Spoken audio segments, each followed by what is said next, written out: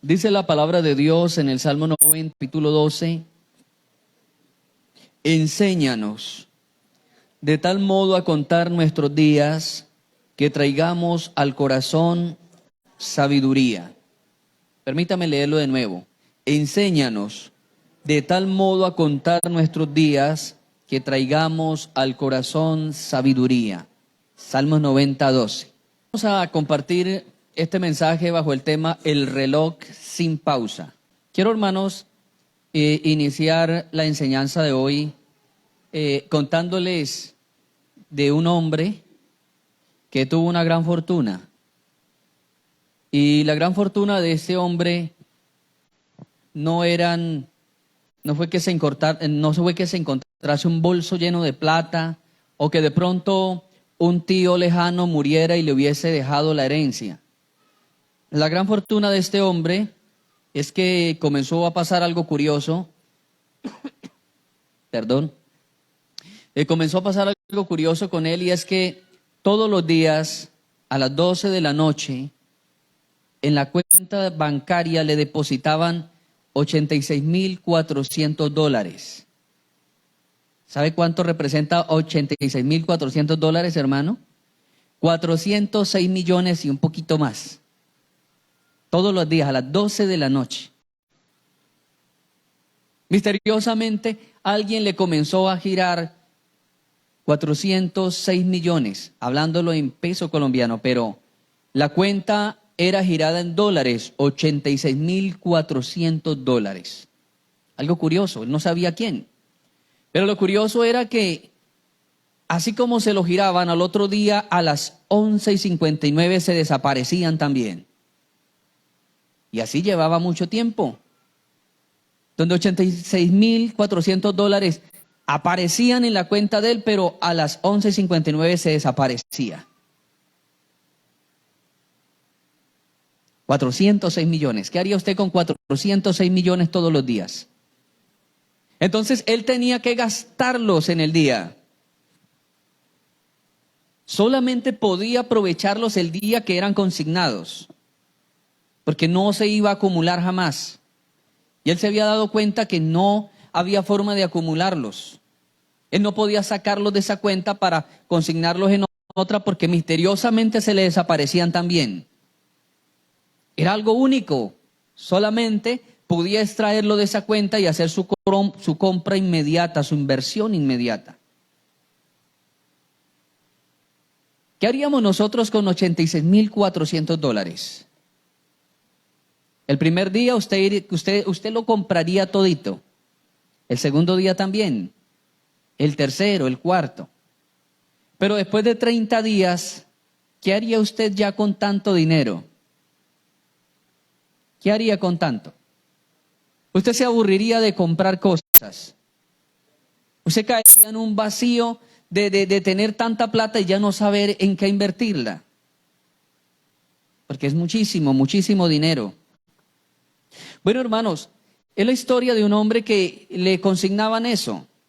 Pero ¿sabe usted que usted todos los días a las 12 de la noche, Dios le consigna a su vida, le consigna 86,400 segundos que contiene el día? Eso contiene el día, 86,400 segundos, que Dios se los consigna a las 12 de la noche y se desaparecen a las 11:59 con 59 segundos. Esa es la cuenta. Y usted es tan afortunado como aquel hombre que todos los días llega esos segundos. Pero es tan desdichado como aquel hombre porque se le desaparece y nunca lo va a poder acumular. Nunca jamás va a ser un acumulado de tiempo. No sé si me estoy haciendo entender. Hermanos, el tiempo es una de las cosas más equitativas que Dios ha creado para los seres humanos. Pues dice la Biblia que Dios nos ha dado cosas equitativas y que tanto el bueno como el malo disfruta de las mismas cosas. Ejemplo, el oxígeno, el aire. El aire lo disfrutamos buenos, malos, impíos, ateos, creyentes. Todos disfrutamos del aire. Mateo dice que Dios hace salir el sol sobre los buenos y sobre los malos. También dice Isaías que Dios hace caer su lluvia sobre los buenos y sobre los malos. El tiempo es una de las cosas más equitativas que Dios ha hecho. Porque las 24 horas de mi día, del día de Fernando Rodríguez, esas mismas 24 horas son para Carlos, para Ricardo, para Yamir. Las mismas 24 horas mías son las mismas 24 horas suyas. De manera que usted no puede pelear con Dios y decir, Dios, ¿qué Dios tan injusto eres que al pastor le regalaste 36 horas del día mientras que a mí 24? Gloria al nombre del Señor.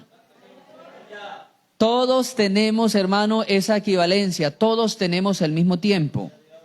¿Saben, hermanos, que el tiempo es una representación tangible y física de oportunidades? ¿Qué es el tiempo? Es una oportunidad. Si a mí me preguntan, pastor, en una sola palabra, ¿cómo define usted el tiempo? Yo digo oportunidad. Oportunidad. Mire, hermano, que los estrategas militares, todo estratega militar dice que una batalla se gana en una fracción de tiempo. Es en un momentico, en un instante donde alguien bajó la guardia y el otro se imperó sobre él. En un momentico, hermano. Yo les he contado a ustedes varias veces la historia de la libertad de Colombia por allá en el 7 de agosto de 1800. Cuando Bolívar iba corriendo ya con las tropas criollas, con los comuneros, iba corriendo porque ya iba ya ganándole. Pasó por el lado de uno que de apellido Rondón, y entonces él se quedó pensando y no sabía si correr o pelear. No sabía qué hacer. Y le gritó al general Bolívar, ¿qué hacemos, general? Y él le dijo, la libertad y la patria está solamente en sus manos. Y se llenó de valor y dijo, pues si ese encargo es para mí, lo voy a hacer. Y dice que Rondón, con sus tropas, con su equipo, fueron los que hicieron retroceder a José María Barreiro. Y se marcó la victoria de la libertad de los criollos, los comuneros y de Colombia entera. Una fracción de tiempo. David duró, dice la Biblia que duraron 40 frente al ejército de Israel. 40 días y 40 noches.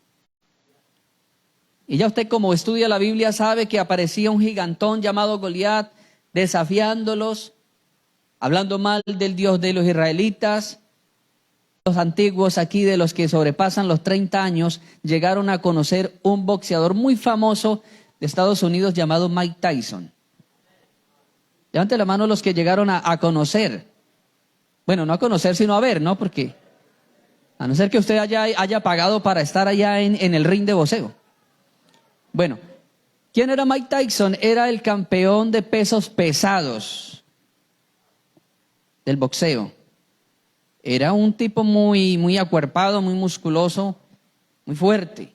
Y entonces, hagamos una pequeña comparación de Tyson, el campeón de los pesos pesados, contra un jovencito de 16 años. ¿Quién le apostaría al niño de 16 años? Yo no me arriesgaría. Pero así sucede las cosas porque David era pastor. Y como pastor utilizaba herramientas de pastor. Los hermanos de él no eran pastores, sino que eran militares y usaban sus ropas, sus armas, flechas, y hacían todo lo de una militar. Pero David estaba humanamente confinado a ser el pastor, porque había, hermano, un sistema cultural dentro de las familias. Los hermanos mayores de David, todos eran militares, y resulta que a David le tocó hacer el trabajo de casa. ¿Por qué? Porque David era el número 8.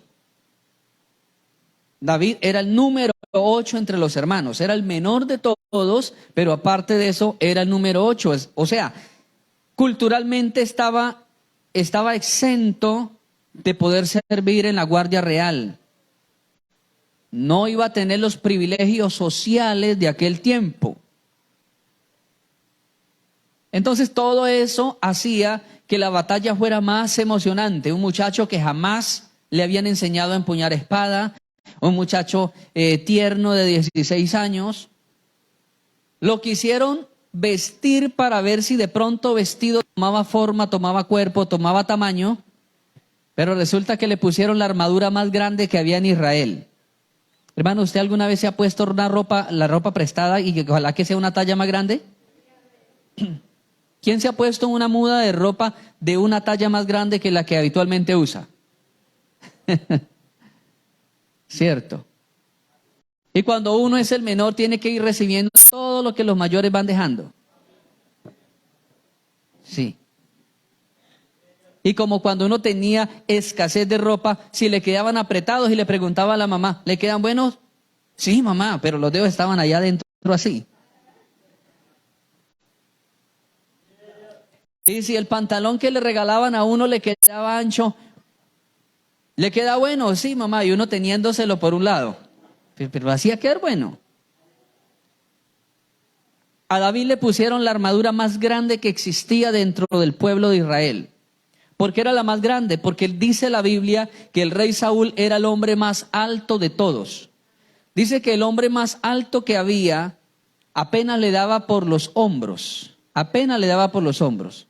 Y dice que cuando Saúl se paraba en medio de todo Israel, sobresalía de hombros arriba a las cabezas más altas.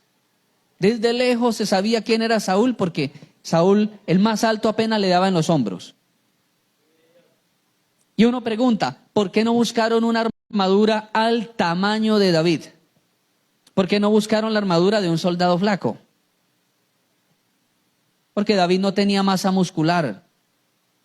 El oficio de David no requería, pues, que fuese un hombre musculoso y que hiciera mucho ejercicio. Pero buscaron la armadura más grande que había, le pusieron la armadura del rey y el rey era el más alto de todos. De tal manera que quiso caminar, pero no pudo. Lo enredaron las botas. A uno ese lo enredan las botas, hermano. ¿Cierto? A veces a uno lo ponen a hacer un reemplazo de otro que es superior a uno y uno dice, Dios mío, ¿cómo se come esto? ¿Qué hago? ¿Cómo se maneja esto? Hermanos, dice la Biblia que 40 días llevaban el uno frente al otro, pero llegó David y David reclinó la balanza a favor de Israel. David dijo, no es posible que sigamos en este mismo son. David iba emocionado, David pensaba en la cabeza, pensaba ver campamentos de heridos, de cortados, de mutilados, gente sin ojos, sin dedos. Pero resulta que llegó y todos estaban ilesos, sanitos, no había pasado absolutamente nada. Entonces David dijo, bueno, vamos a prender la fiesta. Aquí algo tiene que pasar. Cuando él escucha que el otro lo está insultando, David de inmediato dice, se prende, se llenó de esa ira santa, hermano, de coraje. No porque estuviera hablando mal del ejército de Israel, sino porque insultó al Dios de Israel. ¿Quién es este incircunciso que está humillando los escuadrones del Dios de Israel? Se llenó de coraje. Hermano, y lo que no se hizo en 40 días y 40 noches, David lo hizo en una fracción de tiempo, en un momentico, hermano. Dice que David desafió al gigante, pero David corrió primero a la línea de batalla. Tomó aquella piedra y la lanzó, y esa piedra se fue como un misil. Y le dan una de las partes neurálgicas del cuerpo, hermano. La parte frontal, donde el cerebro está más cerca del cráneo. Es la parte donde el cerebro más pegado al cráneo está. Y ahí quedó anestesiado. Entonces, mis hermanos, el tiempo se traduce en oportunidades. Los antiguos griegos, usted sabe que, hermano, muchas de las representaciones que hoy día tenemos vienen de la cultura griega. Por ejemplo, cuando usted va a una unidad de salud, a un hospital, a una clínica, a un puesto de salud, usted va a encontrar que hay un símbolo hay un símbolo que es una espada y una serpiente enrollada. ¿Cuántos le han determinado esa imagen? ¿La ha visto?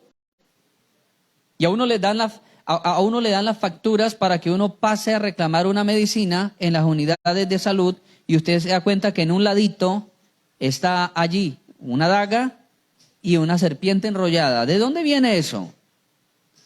Eso viene de un símbolo griego de la salud, porque los griegos creían para todo había un dios y el dios de la salud se llamaba Esculapio. Esculapio, así se llamaba. Y entonces la historia griega dice que Esculapio cargaba un medallón y ese medallón era una daga con una serpiente y que todas las personas que necesitaban ser sanas, sencillamente Esculapio se quitaba el medallón y se la ponía en la herida y que la herida secaba o que la herida sanaba de una vez. Era la mitología griega. Pero de ahí en adelante se siguió utilizando el símbolo de Esculapio como el símbolo de la salud. Por eso usted ve esa daga con una serpiente ahí enrollada. ¿Sí? Y cuando hablamos, hermanos, bueno, hay muchos dioses. Ellos usaban, inclusive, hablaban del dios del sueño. ¿Sabe cómo se llamaba? Morfeo. Así que tenga cuidado, puede ser que Morfeo lo esté visitando ahorita. Pellizquese, porque de pronto Morfeo lo está visitando. Eso, hermano. Alabado sea Dios. Bueno, los dioses griegos eran representados y muchas de esas representaciones eran muy raras, muy raras. Cuando hablamos del tiempo, y yo hablo que el tiempo se representa en oportunidades, el Dios de la oportunidad que habían hecho los griegos, lo habían tipificado en una mujer que tenía alas, pero eran unas alas pequeñas. Y que aparte de que tenía alas, tenía una venda en los ojos, parecida a la diosa de la justicia, con una venda en los ojos, pero aparte de eso, la mujer era calva. Todo eso era representativo, ¿no? Las alas significaba que era muy rápida, muy escurridiza las oportunidades.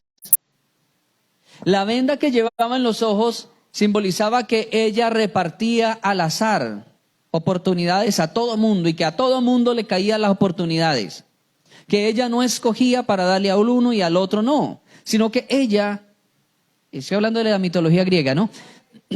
Ella esparcía al azar y esa suerte y esa oportunidad iba cayendo sobre todos los seres humanos, blancos, negros, bonitos, rebonitos, iba cayendo sobre todo mundo. Y que era calva, era que nadie la podía detener, nadie la podía agarrar y decir, quédate conmigo. Que sencillamente la oportunidad era repartida por ella, pero ninguno la podía agarrar y decir, tiene que quedarse conmigo siempre.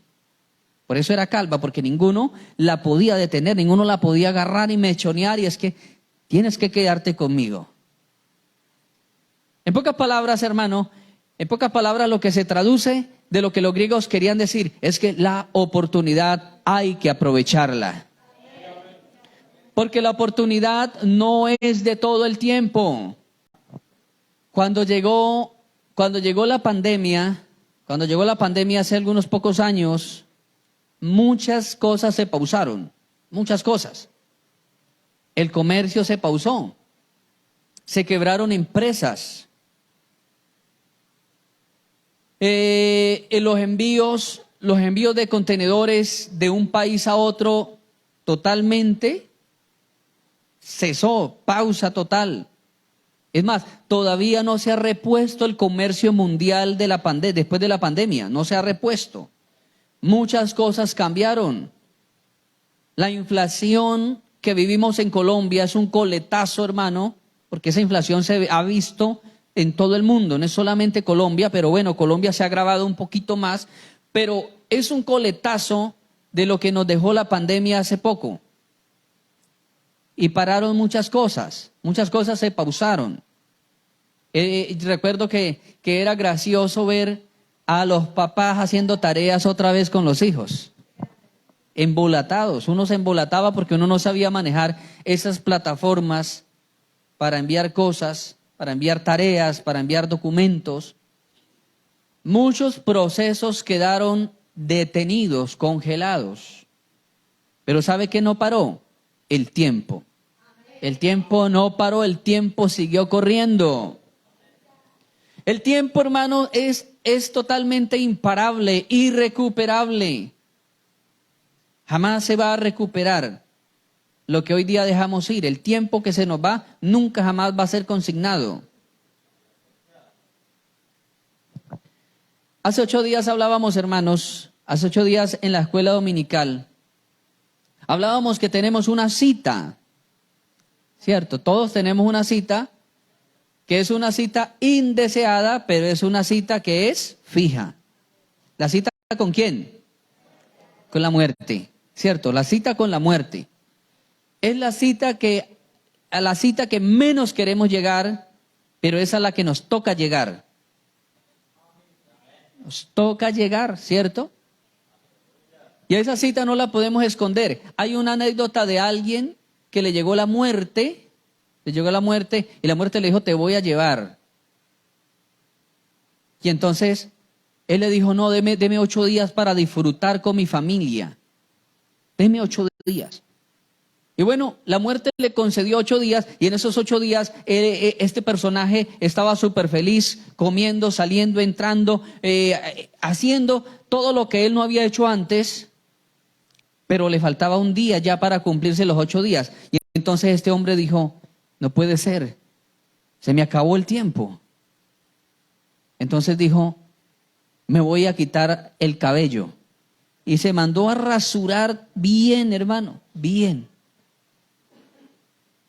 Se mandó a afeitarse. Bueno, él dijo, cuando venga la muerte le voy a decir que esa persona no está. Cuando venga preguntando por mí, le voy a decir que no está. Y así lo hizo. Llegó la muerte, ¿está fulano de tal? No, ese señor no está. ¿Cuándo regresa? Pienso que demorará mucho porque lo vi que llevaba un bolso muy grande. Entonces la muerte dijo, bueno, me iré a ver dónde lo encuentro. Y la muerte salió, pero caminando unos metros allá dijo, pero para irme sin nada, yo más bien me llevo este calvo. Y recogió al calvito. No hay forma, amado hermano, de huir de esa cita. ¿Sabe que los grandes millonarios del mundo están haciendo planes para salir de la órbita terrestre? ¿Cuál es el propósito? El propósito de los grandes millonarios, entre esos el señor Elon Musk, no es sencillamente colocar la bandera como lo hizo Estados Unidos en la década de los 60, colocar la bandera en la luna y sentirse superpoderosos porque pusieron la bandera de Estados Unidos allá. No, el pensado de los grandes millonarios es extender la vida humana, alargar la vida humana. Ellos se han dado cuenta que el cuerpo se envejece y se deteriora por la rotación de la Tierra. La Tierra tiene, hablándolo astronómicamente, una rotación en su eje central, pero tiene una rotación más duradera que es la que da alrededor del Sol, ¿cierto? La que da en su propio eje, esa rotación es la rotación del día que dura 24 horas, ¿cierto? Si usted mira el reloj, bueno, en mi reloj tengo las 11:25. A esta misma hora mañana volvemos a quedar en este mismo punto. A las 11:26 usted ha corrido por lo menos 60 metros en un segundo. Si usted mira, hermano, si usted mira la trasladación o la rotación del eje central de la Tierra, vamos, por lo menos, los científicos dicen que vamos andando por lo menos a una velocidad de 23.000 kilómetros por hora. Y usted dirá, pastor, ¿y uno por qué no se emborracha? Uno, ¿por qué no se emborracha? ¿Por qué no le da mareo? Bueno, Dios tiene todas las cosas organizadas y Dios ha tomado el control y permite que nosotros no mantengamos vomitándonos de los borrachos a cada rato. Dios ha tomado el control, pero este planeta Tierra va girando. Cada día es una vuelta que este planeta da, una vuelta. Y ese planeta va girando 23,000 kilómetros por hora. Algo impresionante, impresionante. Y esa rotación, has descubierto que esa rotación contribuye al envejecimiento no solamente del hombre, sino de toda la naturaleza. Esa rotación, ¿cierto? Es como la llanta que usted compró la llanta, se la puso a la moto o al carro y ya luego usted la va a ver a los 2 meses y ya presenta un desgaste. Entonces es algo parecido, hermano, algo parecido. Cuando el hombre sale a la órbita, el tiempo se detiene. Cuando sale de este planeta Tierra, el tiempo se detiene. Yo les he dicho a ustedes que si hay un astronauta que tiene su novia de 25 años, el astronauta tiene 30 años, ella 25, y el astronauta sale y se queda en una estación espacial. Se queda 5, 7 años o 10 años allá en la estación. Él va a venir y va a tener tal vez 40 años, pero ella que tenía 25 podrá tener 65, 70, 75 años ya. Porque arriba no gira nada. Lo que gira es aquí adentro la Tierra. Ellos han descubierto todas esas ecuaciones y ellos han dicho remedio para la vida eterna. Salgamos de esta tierra porque esta tierra es la que nos está envejeciendo. ¿Cómo les parece, hermanos? Usted dice, no, es que nosotros estamos viejos porque comemos mucha sal. Sí, los médicos a uno le dicen que las personas indígenas duran más porque no comen sal ni azúcar. Ni perros calientes, ni salchipapas. Lo que a usted tanto le gusta. Los pasteles con buen ají. Pero hermanos, la cita con la muerte, el ser humano la va a encontrar así se salga a otra galaxia. Llegará porque llegará. A todos nos va a alcanzar, estemos donde estemos. Hace algunos 10 años, en Israel, en un restaurante de Israel, se adentró un señor, de estos señores islámicos que les gusta inmolarse, que se amarran explosivos por el cuerpo. Entró a un restaurante en Israel, accionó los explosivos y la detonación acabó las instalaciones. Hubieron muchos heridos, pero curiosamente los únicos muertos fueron 2 colombianos, una pareja de colombianos que habían salido de Colombia huyendo de la guerra y huyendo de los problemas internos. Ellos se van de Colombia, se van a vivir a Bolivia. Resulta que Bolivia entró en un momento de recesión económico fuerte y se levantó una insurrección allí interna. Decidieron irse para Israel, huyendo de Colombia de la guerra. Llegan a Bolivia huyendo de la guerra y salen para Israel. ¿Y qué creen? La muerte siempre los alcanzó. Siempre los alcanzó. La cita estaba fechada allá, en ese restaurante. Entonces, hermanos, cuando vamos a la Escritura, viene el consejo de Moisés. ¿Sabían ustedes que el Salmo 90 lo escribió Moisés? Moisés escribió el Salmo 90 y los estudiosos bíblicos dicen que el Salmo 90 es el salmo más viejo de la Biblia. El más viejo. Porque desde Moisés hasta David hay como 1000 años. Se dice que fue el primer salmo que se escribió o que se compiló dentro del canon del Antiguo Testamento, el Salmo 90. Se escribió en el tiempo en que los israelitas estaban en el desierto y todos los días caían tendadas y tendadas de israelitas rebeldes. Hermanos, cuando uno va a la Biblia, de los 2 millones de personas que salen de Israel y tienen que morir en el desierto, uno saca ecuaciones y uno se va a dar cuenta que morían diariamente 146 personas. 146 personas. Eso era peor todavía que la pandemia del COVID. 146 personas. Moisés estaba observando, Moisés estaba viendo ese fenómeno donde todos los días tenía que enterrar y enterrar y enterrar y enterrar y enterrar personas muertas. Es ahí donde Moisés, inspirado por el Espíritu Santo, escribe el Salmo 90, que se llama la transitoriedad de la vida. La transitoriedad de la vida. Y luego le agrega, y la eternidad de Dios. El versículo que leímos dice, enséñanos de tal modo a contar nuestros días, que traigamos al corazón sabiduría. Algunas versiones bíblicas son más explícitas, son más detalladas. Algunas versiones bíblicas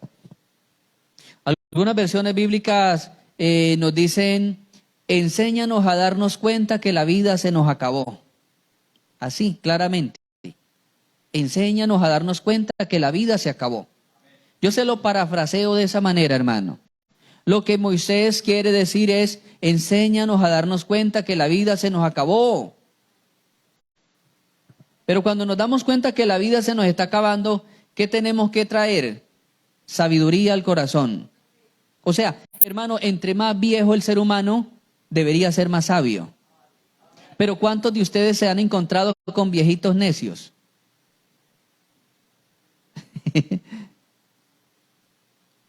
Yo le digo al Señor que me ayude a ser un viejito chévere. Sí, yo le digo al Señor, Señor, ayúdame a ser un viejito chévere. ¿Cierto? Que cuando la gente me escucha hablar, si es que llego a viejo, que cuando la gente me escucha hablar, diga tan bueno que habla ese viejo, oiga. ¿Cierto? Porque hay viejitos que son dulces escucharlos uno. ¿Cierto? Yo he escuchado a viejitos que le gusta a uno porque tienen muchos refranes, muchos dichos. Entonces la Biblia dice que cuando uno se dé cuenta que la vida se va acabando, tiene que volverse sabio. No necio, sino sabio. Para uno llegar a ser un viejito chévere y sabio, pues tiene que alcanzar la paciencia. Porque un gran porcentaje de personas que llegan a una alta edad se vuelven irritables. No les gusta el ruido, no les gustan los niños. ¿Cierto? Un hermano me contaba en la costa, que el abuelo vivía en una finca. Y era una finca de esas personas que son curiosas, que les gusta sembrar naranjas, mandarinas, que les gusta tener mangos, que les gusta tener fruticas. Y entonces dice que el abuelo les tenía a ellos un sobrenombre bastante malo, porque ellos como niños les gustaba, ellos iban de la ciudad y llegaban a un paraíso donde había de todo, las frutas, pues ellos de inmediato salían y era a comer naranja, a comer mandarinas. Y uno en el campo, los que son del campo me van a entender lo que yo les voy a decir, uno en el campo utiliza químicos para matar la hierba que se llaman herbicidas. Uno utiliza eso, mata la hierba, pero los herbicidas no todos actúan de igual manera. Hay herbicidas que usted los aplica y pueden durar hasta 15 días si usted ve la planta verde, pero ya está intoxicada. Comienza luego a morirse hasta que se muere, hasta que queda el polvero. Pero hay un químico que se le aplica y es inmediato. Usted pasa la hora y usted ve todas las plantas ya dormidas, ya intoxicadas, envenenadas. Ese químico le llaman gramazón. Entonces dice el hermano que cuando ellos llegaban a la finca del abuelo y querían comer las fruticas que habían, el abuelo decía, ¿para qué me traen todos estos gramazones? O sea, me van a matar todo. Yo no sé para qué vienen estos gramazones aquí. Y entonces dice el hermano que ellos no disfrutaban que lo llevaran al paseo de la finca del abuelo. Porque el abuelo era irritable. Desde que ellos llegaban, el abuelo era con un palo detrás de ellos, vigilándolos. Y con un palo. Y cuando se acostaban a dormir, el abuelo al rato de entraba, abría la puerta y les ponía el chorro de la linterna así a ver si estaban dormidos. Para que no se les fuera a escapar y hacer cosas en la casa o en la finca. Entonces dice la Biblia que cuando nosotros tengamos una alta edad, tenemos que aprender a ser sabios, mi amado hermano, sabios, sabios. La mayoría de personas antiguas, no sé, pero terminan durmiendo en camas separadas. Terminan durmiendo en habitaciones separadas. No se aguantan ni a sí mismos. Yo quedaba asombrado que en la costa había un índice de suicidio impresionante, pero era de las personas viejitas. Sí, había mucho anciano que se colgaba. Y yo le decía a los hermanos, reprendamos el espíritu de Judas, porque aquí en Aguachica hay un espíritu de Judas. ¿Por qué? Porque todos los que se suicidaban eran ahorcados. Habían semanas que se ahorcaban hasta 4 personas. Semanalmente habían personas que se ahorcaban. Y yo decía, hermano, hay un espíritu de Judas rondando Aguachica. El salmista, porque Moisés fue salmista, escribió, hay varios salmos de Moisés. Dice que tenemos que aprender a contar nuestros días. O sea, cuando usted diga, Dios mío, cumplí 45. Dios mío, ya cumplí 50. Dios mío, este año dentro a 60. Este año dentro a 70. Entonces dice la Biblia que el contar nuestros años debe traernos sabiduría. Dios mío, este año tengo que prepararme, este año tengo que aprovechar más porque puede ser mi momento, mi hora, mi partida. El tiempo no regresa, así la gente se haga cantidad de tratamientos de rejuvenecimiento. Porque la gente está gastando mucho en rejuvenecimiento. En pomadas, en tratamientos, en inyecciones, en operaciones. La gente dice, yo no me quiero ver vieja, no me quiero ver viejo. ¿Cierto? Por eso hay pinturas para cabello, operaciones para sacarse gorditos, máquinas para adelgazar, fajas para simular una buena figura.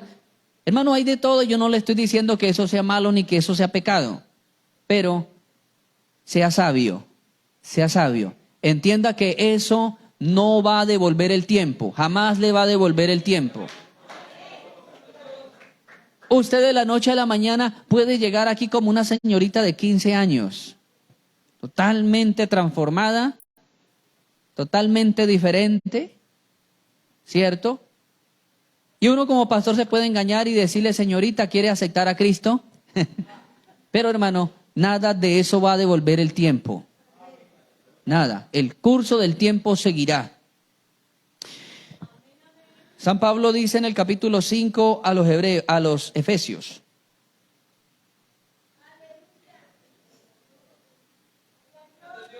Efesios capítulo 5, versículo 15 dice, mirad pues con diligencia cómo andéis, no como necios, sino como sabios, aprovechando bien el tiempo porque los días son malos.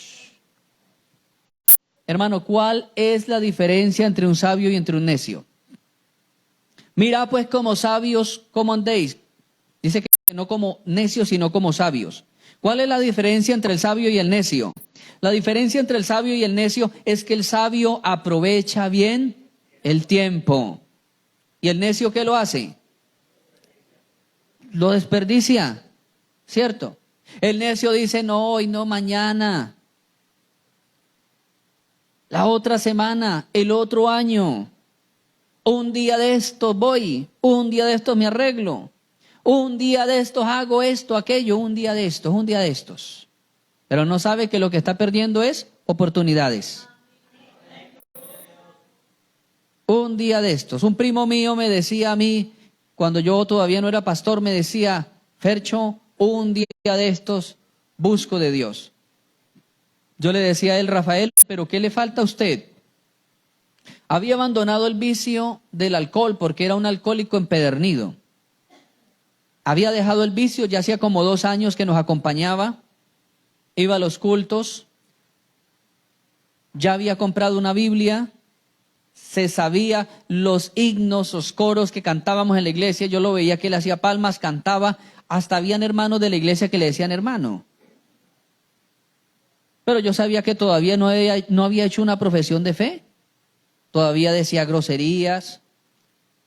Bueno, todavía no había tomado esa decisión y un día le dije, Rafael, ¿cuándo te vas a decidir a buscar a Dios? Creo que tal vez no estaba en el mejor momento cuando yo le dije eso. Tal vez no estaba en el mejor momento porque él me dijo, mire, Fercho, cuando yo quiera, cuando a mí se me dé la gana, así. Cuando me duelan las piernas de bailar y el alcohol me haga daño, entonces lo hago. No le repliqué nada porque vi que no estaba en un momento para hablarle del evangelio. Pero se me quedó grabado eso, hermano, porque eso fue un domingo en la mañana. Lo invité a la escuela dominical, un domingo en la mañana, y el miércoles en la mañana de esa misma semana llegó un señor de esos que en las fincas, en los campos donde no entra señal, llegan y uno desde que llega le da escalofrío. Porque hay gente que llega en los campos solamente a dar malas noticias. Y ese señor ya nos había dado 2 razones de 2 muertos, 2 familiares muertos, y llegó la tercera vez. Él nunca llegaba ni a favores ni a nada. Pero esa vez llegó de a caballo otra vez, preguntando por mi papá. Y yo fui a darle la razón a mi papá. Arranqué para el cafetal donde estaba, le dije, papá, vino el señor fulano de tal que lo necesita usted. Y dijo mi papá, ay no, ¿quién se moriría ahora? Sí. Cuando mi papá llegó, mi papá, yo vi que agachó la cabeza, sintió ganas de llorar. Y ese señor de inmediato se despidió y se fue. Mi mamá le dijo, ¿qué pasó? ¿Qué pasó, Álvaro? Mataron a Rafael. 3 días después. Cuando él dijo, yo busco de Dios y me entrego cuando se me dé la gana, cuando yo quiera, no cuando usted me diga, no cuando ningún pastor me quiera meter a eso. Hermano, pensamos que tal vez la cita con la muerte está lejos. Y si uno está sano, pues uno piensa que más lejos todavía está. Unos pocos días antes de trasladarme del Huila para la costa, había fallecido un hermano muy querido en la costa. Era un presbítero, muy querido. Este partió a la eternidad sin darse cuenta cómo.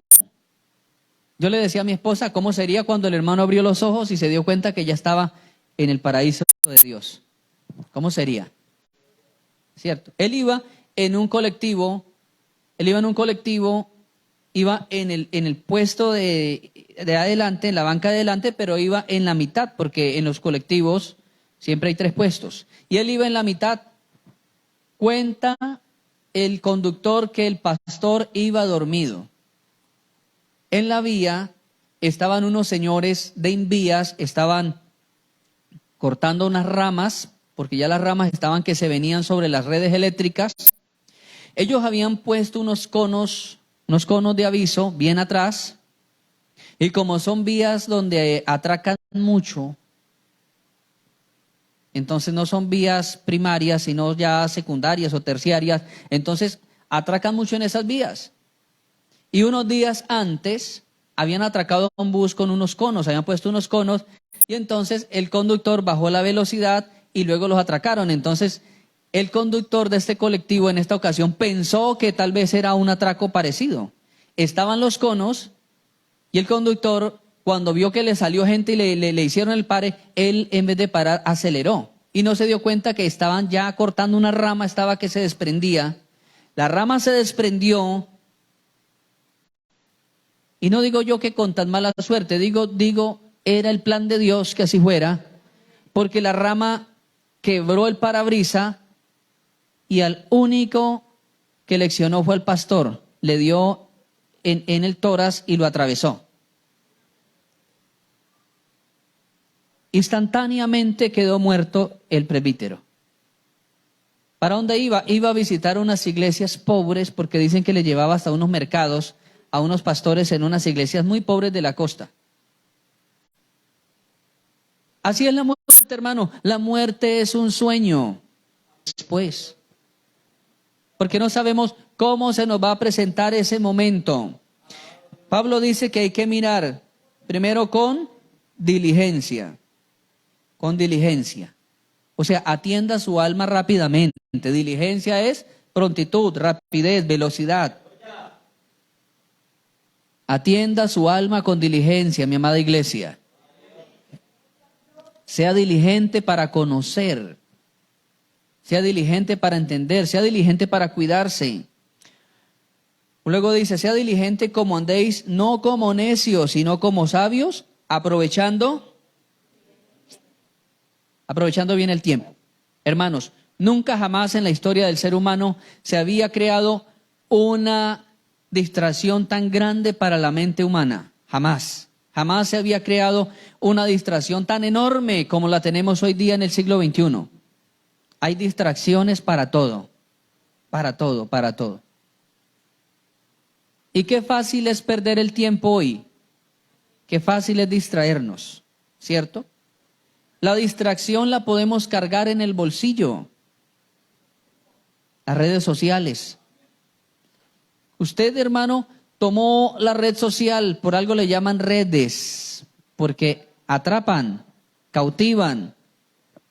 Y a usted se le pasa 20 minutos, hermano, ligerito en la red social. Media hora, una hora, se le pasó ligerito. Y no se da cuenta. Entonces, la Biblia dice que hay que aprovechar bien el tiempo, mi amado hermano, aprovecha el tiempo. Aprovecha el tiempo. Usted dirá, pastor, pero es que lo que estoy mirando ahí es bueno porque es una receta. Lo que estoy mirando ahí es bueno, pastor, porque es una prédica. Pastor, es bueno, sí, las redes sociales tienen su perfil útil. Pero hablemos a capa blanca, hermano, que el 80% de las redes sociales es basura. Basura, basura. ¿Cierto? A mí me han preguntado, pastor, ¿qué significó esa lluvia de gusanos en China? Pastor, una lluvia de gusanos. Llovió gusanos en China. Pastor, ¿eso qué es? Una señal del cielo. Porque llover gusanos. Pero luego salen los mismos chinos hablando que son los gusanos que ya había llovido.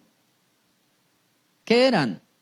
Sencillamente son flores de un árbol muy conocido allá en China, que cuando se caen todos los pétalos queda un gusanillo, que ese gusanillo después lo levanta fácilmente el viento, y eso fue lo que cayó sobre una cantidad de carros, pero ya la gente escéptica estaba diciendo, llovió gusanos en China. Hermanos, así son las redes sociales. La aumentan de adentro. Pero no podemos, hermanos, llenarnos de un escepticismo, sino que Pablo dice, hermanos, aprovechen el tiempo, aproveche el tiempo, aproveche el tiempo, joven, aproveche el tiempo, búsquese de Dios, arréglese con Dios. Hermanos antiguos, hermanos nuevos, aprovechemos el tiempo. Acerquémonos a Dios confiadamente, como dice Pablo, en plena certidumbre de fe. Busquemos de Dios, no dejemos para mañana, porque mañana puede ser incierto. Como decía el salmista, este es el día que Jehová nos dio y nosotros nos alegraremos en él. ¿Cuándo hay que arreglarnos? Hoy, que es el presente. El pasado, mire que hasta Dios nos habló hoy del pasado. El pasado ya quedó allá y solo se remedia con una conciencia tranquila ante Dios. Pero no viva del pasado, hermano. No viva del pasado porque ya es irreparable. El tiempo es hoy de arreglarnos con el Señor. Vamos a estar puestos en pie.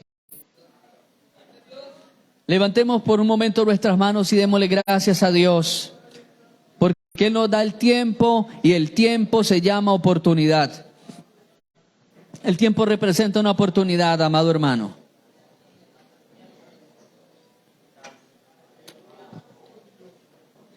Padre soberano, te damos gracias.